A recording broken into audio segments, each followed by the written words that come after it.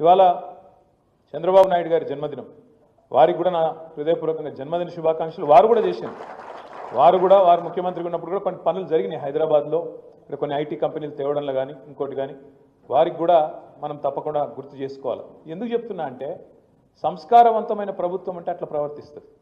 మనం 10 ఏళ్ళు ఉన్నాం ప్రభుత్వంలో, కానీ ఎన్నడూ నీ ఆనవాళ్ళు దురిచేస్తా, నీ ఇది చేస్తా, చెరిపేస్తా అనలే. ఆనవాళ్ళు దురిపేసుడు అంటే అది ఎప్పటి అనాగరిక రాజుల కాలం నాటి కథ. ఒక రాజు ఇంకో రాజ్యం మీద దండయాత్ర చేసి దాన్ని గెలుచుకుంటే ఆ రాజ్యం యొక్క ఆనవాళ్ళను విడిచే ప్రయత్నం అప్పట్లో చేద్దురు. కానీ దండయాత్రలు చేసిన రాజులు కూడా కాకతీయుల ఆనవాళ్ళు వచ్చి వీళ్ళు ఆసఫ్ జాహీలు, కుతుబ్ షాహీలు వాళ్ళు దుడిపేయలే. ఇంకా చెరువులు తవ్వేరు, చెరువులు తవ్వుతుంది, పూడ్చేస్తావు పోయి మళ్ళీ పూడ్చాం కదా. మంచి పనులు చేస్తే దాన్ని చెడగొట్టద్దు. కానీ ఈ ప్రభుత్వం చేస్తున్న కిరాతకపు పని ఏంది అంటే రేవంత్ రెడ్డి గారి ప్రభుత్వం, వాళ్ళు మంచి పనులు చేయరు, చేసిన మంచి పనులు ఆపుతారు.